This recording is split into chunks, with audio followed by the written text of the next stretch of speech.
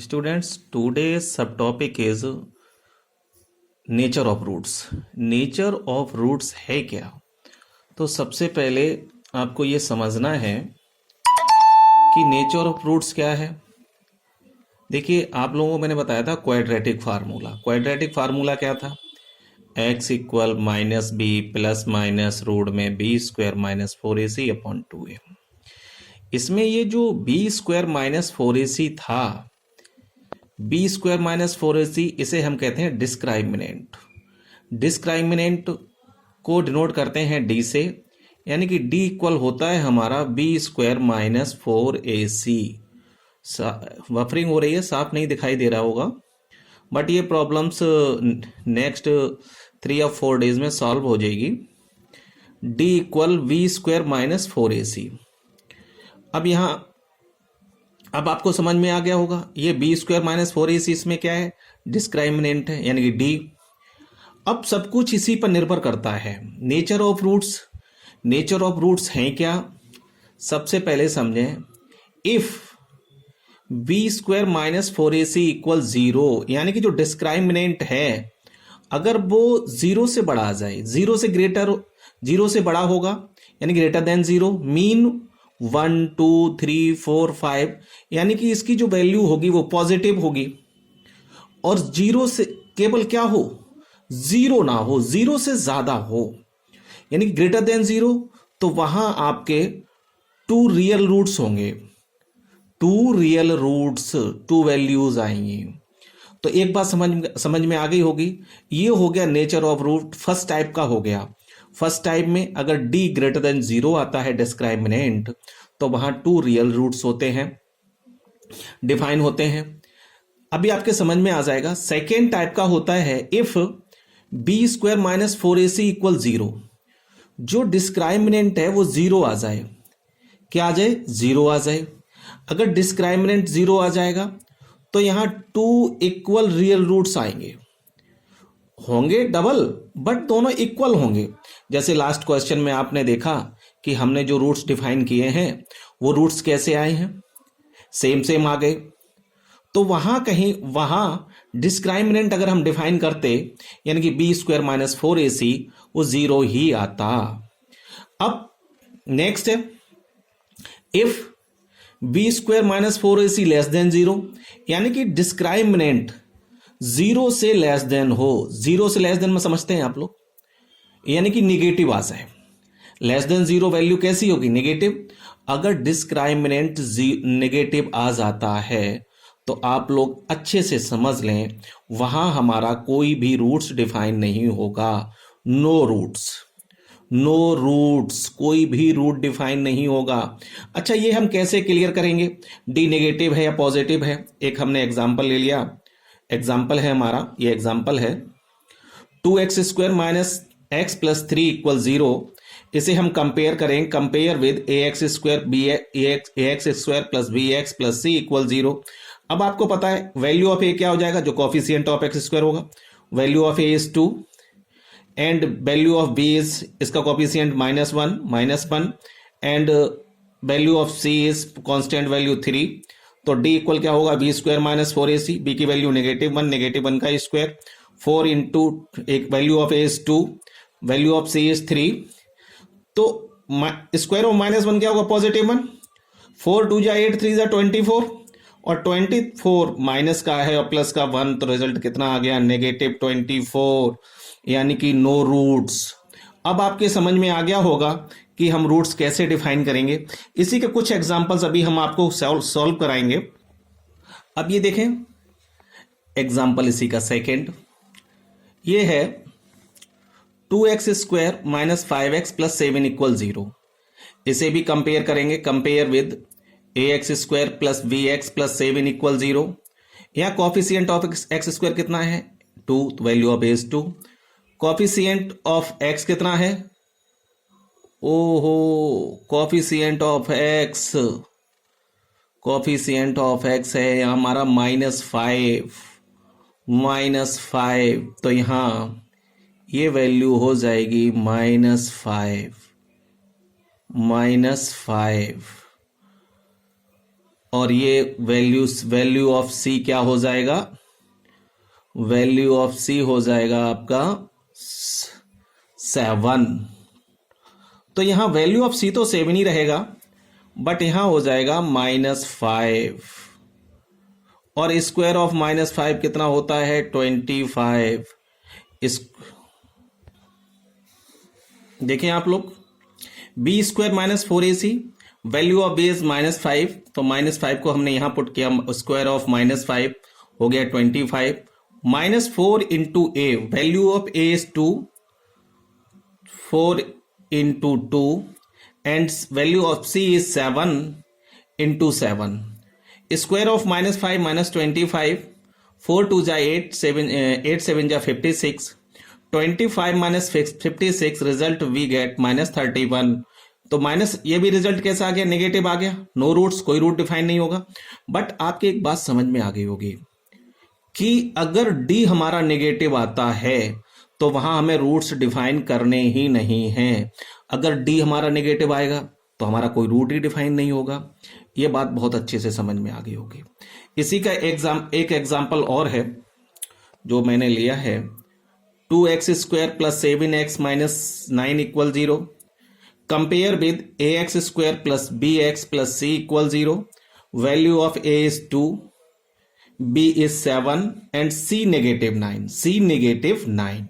देखें, d = b² - 4ac, v कितना है आपका 7, तो यहां v की जगह 7 पुट कर दिया, 7 square 49, -4 into value of A is 2 and C is -9, minus minus का मल्टीप्लाई होगा, प्लस हो जाएगा, 4 2 जा 8, 9 जा 72 हो जाएगा।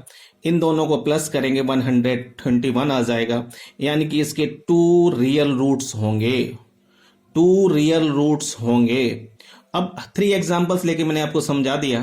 अब हम आपकी एक्सरसाइज के कुछ क्वेश्चन सॉल्व कराते हैं। Question number 1 and 2। देखिए, exercise 4.4, question number 1 is 2x² - 3x + 5 = 0, compare with ax² + bx + c, compare करेंगे तो वैल्यू ऑफ a इज 2 हो जाएगी, b is -3 and c is 5। अब यहां फार्मूला यूज करेंगे, d = b² - 4ac, v की value -3, square of -3, 4 into value of a is 2 and c is 5, square of -3 हो जाएगा 9, 4 2 जा 8, 5 जा 40, माइनस का 31 आ गया, यहां भी नेगेटिव आ गई, नो रूट्स, यहां भी कोई रूट्स डिफाइन नहीं होगा। अब इसी का क्वेश्चन नंबर 2 देखें, फर्स्ट का सेकेंड पार्ट।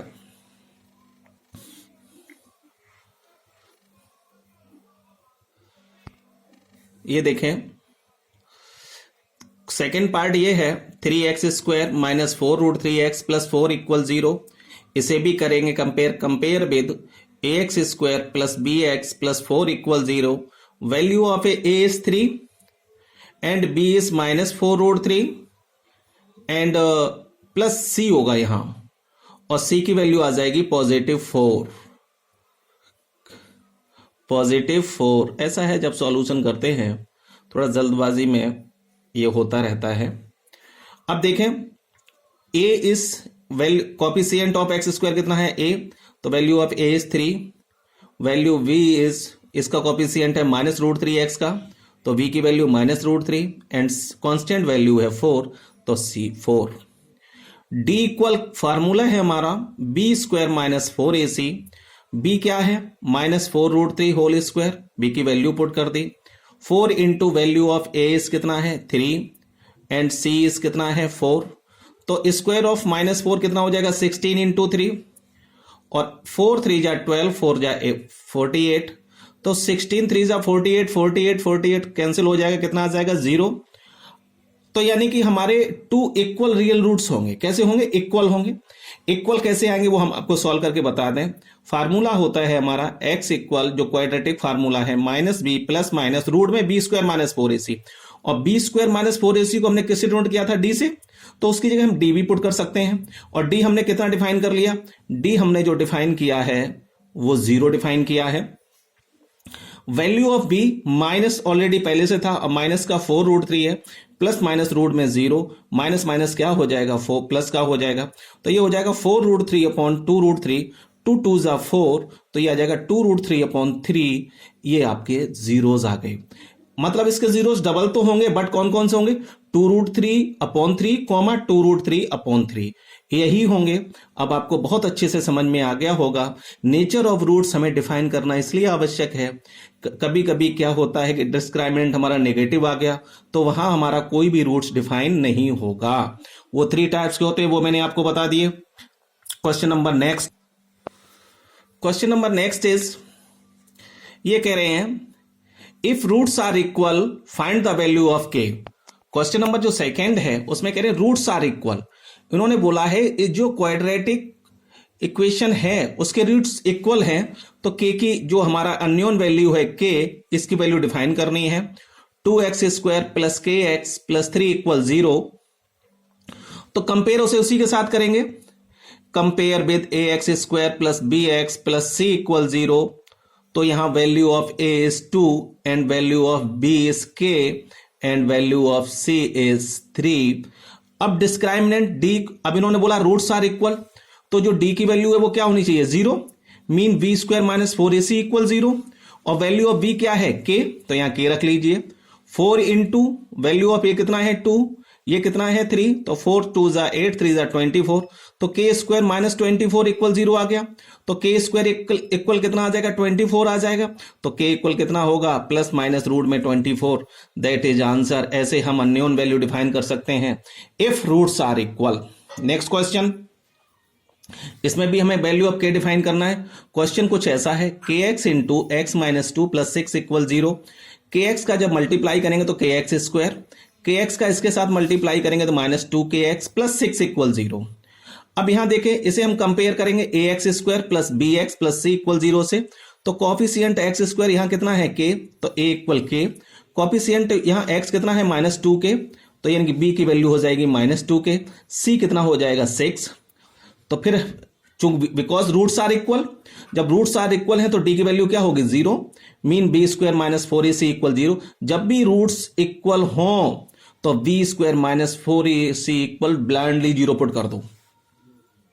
जब हमें कोई अननोन वैल्यू डिफाइन करनी हो उस समय, तो स्क्वायर ऑफ यह क्या हो जाएगा माइनस 2k, और माइनस 2k का स्क्वायर कितना हो गया 4k², और यहां 4 6 जा 24k, क्या हो जाएगा 24k। इन दोनों में क्या कॉमन है 4k कॉमन है। जब हमने 4k कॉमन ले लिया, 4 कॉमन हो गया, k² में k कॉमन हो गया, तो यहां कितना रह जाएगा k, यहां से 20, यहां से 4 से इसे डिवाइड करेंगे तो कितना आ जाएगा 6। k कॉमन हो चुका है, k माइनस 6 इक्वल 0। तो एक बार हम लेंगे k माइनस 6 इक्वल 0, तो वैल्यू ऑफ k इक्वल कितना आ जाएगा 6। अगेन लेंगे 4k इक्वल 0, तो k की वैल्यू क्या आ जाएगी 4। ऐसे हमने आपको नेचर ऑफ रूट्स के बारे में बता दिया और अच्छे से समझा भी दिया। अब आपको बहुत अच्छे से समझ में आ गया होगा आखिर नेचर ऑफ रूट्स है क्या। और जैसे कोई भी क्वाड्रेटिक अगर हमारे पास इक्वेशन है और उसमें हमारी अननोन वैल्यू है, जैसे इसमें देखा k अननोन है, वहां भी k अननोन है, और रूट्स आर इक्वल, तो हम कैसे अगर अननोन वैल्यू डिफाइन करेंगे आपको समझ में आ गया होगा।